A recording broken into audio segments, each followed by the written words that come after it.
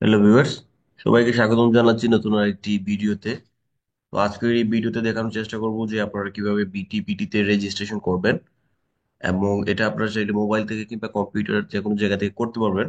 তো এক্ষেত্রে আমি কম্পিউটার থেকে দেখানোর চেষ্টা করছি। আর কম্পিউটার যে কোনো একটা অথবা মোবাইলে যে কোনো একটা ব্রাউজারে চলে যাবেন, এক্ষেত্রে আমি ক্রোমে আসি। তো এখানে আসার পরে আপনারা যেটা করবেন, প্রথমে সার্চ বক্সে লিখে সার্চ করবেন neip.gov.bd, এই ওয়েবসাইটে লিখে সার্চ করবেন। আচ্ছা, এখানে আপনাদের যদি এটা ইনসিকিউর দেখায় এটা, তাহলে আপনারা যেটা করতে পারেন, অ্যাডভান্সে ক্লিক করে এখানে এই যে প্রসিড টু neep.gov.bd এটাতে ক্লিক করতে পারেন। ওকে, তারপরে যেটা করবেন, এখান থেকে আপনারা এই যে ডিপিএড বা বিটিপিডি অপশন আছে, এখানে কার্সরটা নিলেই এইরকম আরো কিছু সাব মেনু চলে আসবে। তো এইখান থেকে আপনারা চলে যাবেন বিটিপিটি রেজিস্ট্রেশন, এইটাতে ক্লিক করবেন। ওকে, তারপরে এখান থেকে আসার পরে দেখেন এখানে বিটিবিটি রেজিস্ট্রেশন জানুয়ারি 2025। তারপরে এখানে আছে নোটিশ আছে এবং নির্দেশিকা আছে। সো আপনি এখানে আরো কিছু কথা বলা আছে যে এখানে রেজিস্ট্রেশন করতে কিন্তু কোনো টাকা পয়সা কোনো কিছু লাগে না, আপনার হেল্প চাইলে এই নাম্বারে হেল্প পেতে পারেন। সো এইখন আপনারা যেটা করবেন, ফার্স্ট অফ অল আপনারা এখান থেকে ক্লিক করে নির্দেশিকাটা পড়ে নেবেন। তো দেখেন এখানে কিভাবে নির্দেশিকা দেওয়া আছে যে আপনারা এরকম ফর্ম আসবে, ফর্ম আসার পরে আপনারা কিভাবে ফিল আপ করা লাগবে, কিভাবে কি কাজ করবে, সব নির্দেশিকা এখানে দেওয়া আছে, আপনারা চাইলে দেখতে পারেন। তো এখান থেকে আবার আপনারা চাইলে, আপনারা যদি চান যে ডিরেক্ট হচ্ছে গিয়ে এতগুলা ক্লিক করবেন না, ডিরেক্ট যাবেন, তাহলে এই ওয়েবসাইটে লিখে আপনারা সার্চ করবেন, তাহলে ডিরেক্ট আপনাদেরকে এই লিঙ্কে নিয়ে যাবে। অথবা এটাতে ক্লিক করলেও আপনাদেরকে এই রেজিস্ট্রেশন ওয়েবসাইটে নিয়ে আসবে। তো এইটা এখানে নিয়ে আসবে, অথবা আপনি চাইলে এখানে ক্লিক করে এই যে বিটিবিডি রেজিস্ট্রেশন জানুয়ারি 2025 এটা আছে, এটার উপর ক্লিক করলেও হবে। সো আমরা ফর্ম কিভাবে ফিল আপ করবো সেটাই দেখবো। তো এখানে বিটিবিডি রেজিস্ট্রেশন জানুয়ারি 2025 এটার উপরে ক্লিক করব। তারপরে দেখেন এখানে ফর্মটা চলে আসছে। সো ফর্মের বেসিক কিছু বিষয় আছে যে এগুলো আপনারা অন্যান্য যে চাকরির পরীক্ষার ক্ষেত্রে ফিল আপ করেছিলেন ওইভাবেই। সো আমি ফর্মটা ফিল আপ করে দেখানোর চেষ্টা করছি।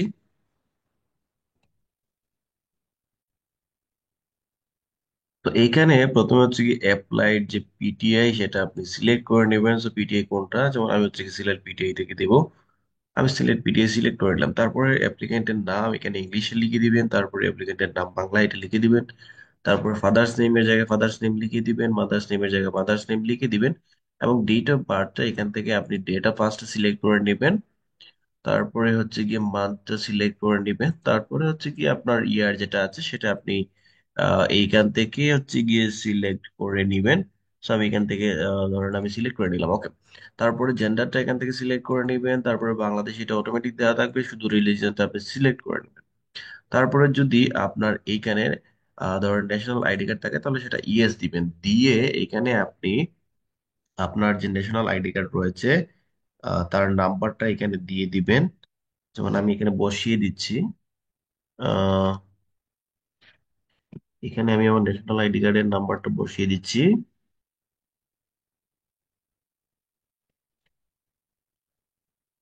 ওকে, তারপরে দেখেন এখানে বার্থ রেজিস্ট্রেশন যেটা আমি এটা দিয়েছি এটা আমি আর দিব না, তাহলে এটা নো করে দিব। তারপর হচ্ছে ম্যারেজ স্ট্যাটাস, আমি ম্যারিড হলে ম্যারিড, আনম্যারিড হলে আনম্যারিড, অথবা অন্য কিছু হলে অন্য কিছু, আমি দিব আনম্যারিড। সো তারপর হোম ডিস্ট্রিক্ট কোনটা সেটা আপনি সিলেক্ট করে দিবেন। এক্ষেত্রে আমার হোম ডিস্ট্রিক্ট হচ্ছে গিয়ে সিলেট, আমি এটা দিলাম। সো এখানে আপনি হচ্ছে কি কার কেয়ারে আছেন আপনার গ্রামের নাম দিতে পারেন। তারপরে হচ্ছে গিয়ে এখান থেকে ডিস্ট্রিক্টটা আপনি সিলেক্ট করে দিবেন। আমি ডিস্ট্রিক্টটা সিলেক্ট করে দিচ্ছি। তারপরে হচ্ছে কি তার নাম উপজেলা যেটা আছে সেটা সিলেক্ট করে দিবেন। তো এই ক্ষেত্রে আমিও এটা সিলেক্ট করে দিচ্ছি। আচ্ছা, তো ধরেন আমার এখানে হচ্ছে গিয়ে বালাগঞ্জ, বিয়ানীবাজার। ওকে, তারপরে যদি পার্মানেন্ট অ্যাড্রেস এবং প্রেজেন্ট অ্যাড্রেস সেম হয়, শুধুমাত্র এখানে একটা টিক করে দিবেন, তাহলে এগুলো অটোমেটিক এখানে গেট হয়ে যাবে। ওকে, তারপর হচ্ছে কি আপনার একটা মোবাইল নাম্বার দিবেন, সেই মোবাইল নাম্বারটা আবার পুনরায় টাইপ করবেন এখানে। এবং তারপর হচ্ছে কি ইমার্জেন্সি মোবাইল নাম্বার মানে হচ্ছে কি আপনার গার্ডিয়ান একটা মোবাইল নাম্বার দিবেন। আর যদি কোনো ইমেল থাকে সেটা এখানে দিয়ে দিবেন। তারপরে হচ্ছে গিয়ে আপনার এসএসসি এক্সামিনেশন যেটা এসএসসি অথবা এই সমপরিমাণ লেভেলে এসএসসি হলে এসএসসি কোন বোর্ড থেকে দিয়েছেন সেটা এখান থেকে সিলেক্ট করে নেবেন। যেমন এখানে এসএসসি আমি সিলেক্ট করেছি, কোন বোর্ড আমি দিয়েছি সিলেক্ট। তারপরে দেখেন এখানে জিপিএ কোন রেঞ্জে আপনি ইয়ে করেছেন, আমি হচ্ছে গিয়ে এখানে আউট অফ 5 এর মধ্যে এটা, so আমি এটা দিয়েছি। তারপর গ্রুপ সাবজেক্ট কোনটা ছিল, সায়েন্স, আমি এটা দিয়েছি, এবং পাসিং ইয়ার যেটা ছিল আপনারা এটা দিয়ে দিবেন, আমি এখান থেকে এটা সিলেক্ট করে দিয়েছি। ঠিক একইভাবে এখানে আমি হচ্ছে গিয়ে এক্সামিনেশন এইচএসসি সিলেক্ট করেছি, বোর্ড সিলেক্ট করেছি সিলেট, তারপর হচ্ছে গিয়ে জিপিএ রেজাল্ট এখানে মানে হচ্ছে গিয়ে আউট অফ ফাইভ এর ক্ষেত্রে আর কি কত হয় সেটা আমি সিলেক্ট করেছি, তারপরে গ্রুপ সাবজেক্ট সায়েন্স, তারপরে পাসিং ইয়ার কত ছিল সেটা আমি এখান থেকে সিলেক্ট করেছি। এটা হবে ওকে। তারপরে দেখেন এখানে এক্সামিনেশন মানে আপনার গ্রাজুয়েশন যে কমপ্লিট করেছেন সেটা অবশ্যই আপনার চাকরিতে যে তথ্যগুলো দিয়েছেন সেগুলো অনুযায়ী দিবেন। সো এক্ষেত্রে পাস কোর্স আমি কমপ্লিট করেছি, সো আমি এখান থেকে পাস কোর্স দিয়েছি। সাবজেক্টটা ছিল আমার বিএসসি, আমি ন্যাশনাল ইউনিভার্সিটি, এখান থেকে আপনি সার্চ করলে আপনার ইউনিভার্সিটি পেয়ে যাবেন, আমি ন্যাশনাল ইউনিভার্সিটি আন্ডারে করেছি, সো এটা দিলাম। রেজাল্ট হচ্ছে গিয়ে জিপিএ মানে ফোর স্কেলে এটা কাউন্ট হয়েছে, আমার যেটা ছিল আমি এখান থেকে এটা দিয়ে তারপরে এখানে এটা বসিয়ে দিয়েছি, কবে পাস করেছি সেটা দিয়েছি। তারপরে হচ্ছে গিয়ে কত বছর লেগেছিল আমি সেটা দিয়েছি এখান থেকে, 3 বছর হলে 3 বছর, 4 বছর হলে 4 বছর। যদি আপনাদের মাস্টার্স থাকে তাহলে এটাকে টিক করে দিবেন, দিয়ে এখানে যতগুলো তথ্য আছে একইভাবে examination subject university result passing ইয়ার এগুলো দিয়ে দিবেন, যেহেতু আমার নেই আমি এটা দিচ্ছি না। তারপর হচ্ছে গিয়ে আপনি যে স্কুলে আছেন সেই স্কুলের ইয়েটা এখানে দিয়ে দিবেন। সো আমার স্কুলের নামটা এখানে দিয়ে দিলাম, স্কুলের নাম, তারপর ডিস্ট্রিক্ট কোনটা, আমি সিলেট ডিস্ট্রিক্ট থেকে আমি এটা সিলেক্ট করে দিলাম। তারপরে দেখেন আপনি কি হেড টিচার নাকি অ্যাসিস্ট্যান্ট টিচার, আমি অ্যাসিস্ট্যান্ট টিচার। তারপর আপনার হেডমাস্টারের নাম এখানে দিবেন স্কুলের, তারপর আপনার ফার্স্ট জয়েনিং ডেট কবে ছিল সেটা আপনি এখানে দিয়ে দিবেন, যেমন আমি হচ্ছে গিয়ে ডে, সো আমি ফার্স্ট জয়েনিং করেছিলাম এখানে আহ 22 তারিখে জানুয়ারি মাসের, এটা হচ্ছে 2023 সালে। হ্যাঁ, তারপরে আপনার উপজেলাটা এখান থেকে সিলেক্ট করে নেবেন, আমি একটু আগে যেটা সিলেক্ট করছি সেটাই সিলেক্ট করে দিলাম। তারপরে আপনার হচ্ছে গিয়ে হেডমাস্টার মোবাইল নাম্বার এখানে দিবেন। দেওয়ার পরে আপনি যেটা করবেন এইখানে এই ক্যাপচা কোডটা বসিয়ে দিবেন। তো আমি এখানে ক্যাপচা কোডটা বসিয়ে নিচ্ছি, একদম দেখে দেখে টাইপ করে নিবেন আপনারা। এই যে ক্যাপচা কোডটা দিলাম, তারপরে সবকিছু আপনি আরেক সবগুলো ইনফরমেশন আপনি আরেকবার ভালো করে চেক করে নেবেন। চেক করে নেওয়ার পরে আপনি যেটা করবেন এখানে এই টিক মার্ক দিয়ে আপনারা নেক্সট এ ক্লিক করবেন। তো আমি এটা টিক মার্ক করে দিলাম এবং এখন এই নেক্সট এ ক্লিক করছি। তারপর হচ্ছে কি আপনাদেরকে এই পেজে নিয়ে আসবে। এখন মনে করেন কোনো ইনফরমেশন আপনি এডিট করতে চাচ্ছেন, তাহলে হচ্ছে কি এই এডিটে ক্লিক করুন। মনে করেন কোনো ইনফরমেশন মিস হয়ে গেল, তাহলে আমি এখানে একটা ইনফরমেশন এডিট করবো, সেটার জন্য আমি একদম নিচে চলে যাচ্ছি, আমি দেখেছি আপনাদেরকে।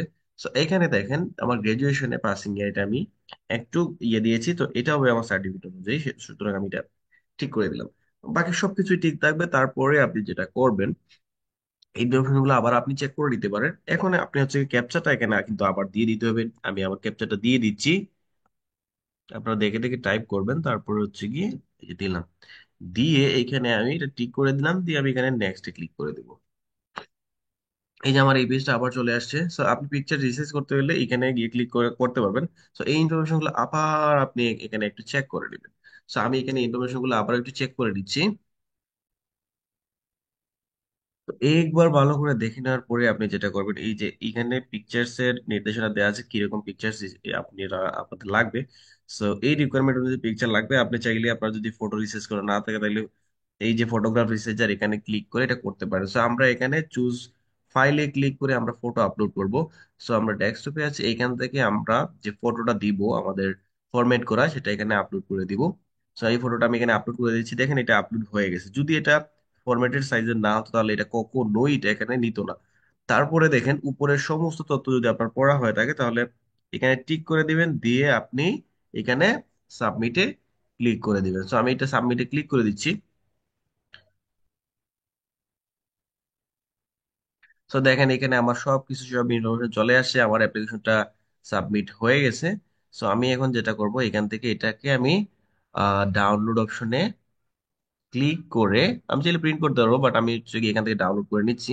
তো আমি ডেস্কটপে ডাউনলোড করে নিব, আমি এটা ডাউনলোড করে নিলাম। তারপর এখান থেকে চাইলে আমি দেখতে পারবো এটা। এই যে দেখেন আমার এটা হয়ে গেছে। সো আশা করি বুঝতে পেরেছেন ডিপিএটি কিভাবে আপনারা সহজে চাইলে নিজের ফোন দিয়ে কিংবা কম্পিউটার দিয়ে আবেদন করতে পারেন, রেজিস্ট্রেশন করতে পারেন। সো ধন্যবাদ সবাইকে সাথে থাকার জন্য। এতটুকুই ছিল আজকের ভিডিও।